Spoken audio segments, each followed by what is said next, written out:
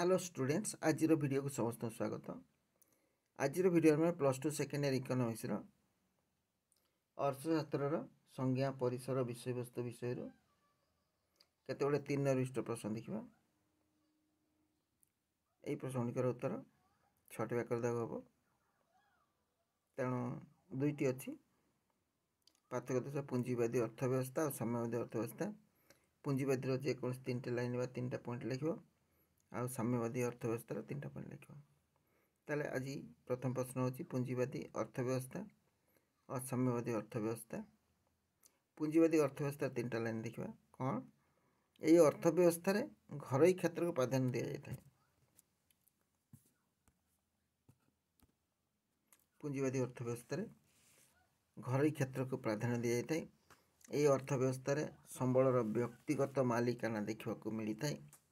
America Canada England भली देश में यही व्यवस्था प्रचलित होती। 3टा लाइन मन रहा। पुंजीवादी अर्थव्यवस्था कौन ना ये अर्थव्यवस्था घरोई क्षेत्र को प्राधान्य दि जाता है प्राइवेट क्षेत्र को अधिक गुरुत्व दि जाता है। द्वितीय यही अर्थव्यवस्था संबलर व्यक्तिगत मालिकाना देखा मिलता है। व्यक्तिगत माने संपत्तिर मालिक व्यक्तिगत लोक मैंने व्यक्तिगत है। Triple I America Canada England भली देश में यही व्यवस्था प्रचलित होइछि। देखा साम्यवादी अर्थव्यवस्था यही अर्थव्यवस्था सरकारी क्षेत्र को प्राधान्य दिया जाता है। सरकारी क्षेत्र साम्यवादी कौन अच्छे सरकारी क्षेत्र को प्राधान्य दिया जाता है। यही अर्थव्यवस्था संबलर सामूहिक बा सर्वसाधारण मालिकाना देखा मिलता है। समस्त संबलर मालिकाना क्या हाथ में थाए ना सामूहिक समस्त जनसाधारण का हाथ में थाए बा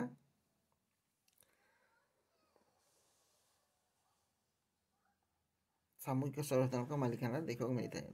3 नंबर पॉइंट सोवियत रूस चीन चेकोस्लोवाकिया भली देश में ये व्यवस्था देखा मिलता है। चीन रूस और चेकोस्लोवाकिया ठीक अच्छे। ये अर्थव्यवस्था समूह सामूहिक और सर्वसाधारण मालिकाना देखा समस्ते ये संपत्तिर मालिक सरकारी संपत्तिर समस्त मालिक ताले साम्यवादी अर्थव्यवस्था होला।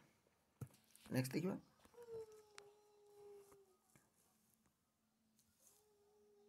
मुक्त द्रव्य और अर्थनैतिक द्रव्य।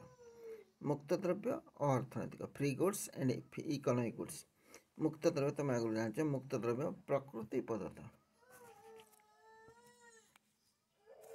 मुक्त द्रव्य प्रकृति पदार्थ मुक्त द्रव्यर जोगाण चाहिदा अधिक है। यार जोगाणटा चाहिदा अधिक होता है। आ मुक्त द्रव्य कौन सी दाम देवाक पड़े ना। आ मुक्त द्रव्य केवल व्यवहारिक मूल्य था यार विनिमय मूल्य न था। सूर्य किरण चंद्र किरण मुक्त पवन इत्यादि मुक्त द्रव्य उदाहरण। ताल जो द्रव्य को पाइबा गले कौन पाण देवाक पड़े नहीं ताको मुक्त द्रव्य कहता है। या पाण देवाक पड़े नहीं फ्री मिलता है। आ अर्थनैतिक द्रव्य देखा यहाँ मनुष्यकृत अर्थनैतिक द्रव्यटा मनुष्यकृत यार जोगाण चाहिदा तुलन स्वल्प चाहिदा अधिक होता है कि जोगाण कम होता है से अर्थनैतिक द्रव्यर एक मूल्य रही है। अर्थनैतिक द्रव्य मनुष्यकृत यार जोगाण चाहिदा तुलन स्वल्प। अर्थनैतिक द्रव्य प्राप्ति दाम देवाक पड़े पाण देवाक पड़ता है। यार उभय व्यावहारिक विनिमय मूल्य रही कौन रही उभय व्यावहारिक मूल्य और विनिमय मूल्य रही। उदाहरण है कलम बही कागज गाड़ी इत्यादि यही श्रेणी द्रव्यर उदाहरण। तब देखा 9 नंबर प्रश्न। 9 नंबर कौन अच्छी भौतिक द्रव्य और अभौतिक द्रव्य। Material goods and non material goods. भौतिक द्रव्य क्या कहुए भौतिक द्रव्य एक निर्दिष्ट आकार थाए आयतन गोटे रही है। यह दृश्यमान होता है निर्दिष्ट आकार थाए आयतन थाए यह दृश्यमान होता है। या देखिए छुए स्पर्श करेंगे है। भौतिक द्रव्य एक निर्दिष्ट आकार आयतन थाए या देखिए दृश्यमान यही द्रव्य को स्पर्श करेंगे या बजार में क्रय विक्रय करे। आ कलम खाता बही इत्यादि भौतिक द्रव्यर उदाहरण। अभौतिक द्रव्य होची अभौतिक द्रव्य कौन से निर्दिष्ट आकार न थाए। अभौतिक द्रव्य कौन से निर्दिष्ट आकार न थाए यह दृश्यमान नुहे या देखिए नहीं कि स्पर्श करेंगे नहीं, या बजार में क्रय विक्रय कराई डाक्तर रोगी सेवा, शिक्षकता इत्यादि को अभौतिक द्रव्य कहुए। डाक्तर जो सेवा दिखती, शिक्षक जो सेवा देते, यहाँ है भौतिक द्रव्य। भौतिक भौतिक देखिले 10 रे देखा व्यक्तिगत द्रव्य और सरकारी द्रव्य व सर्वसाधारण।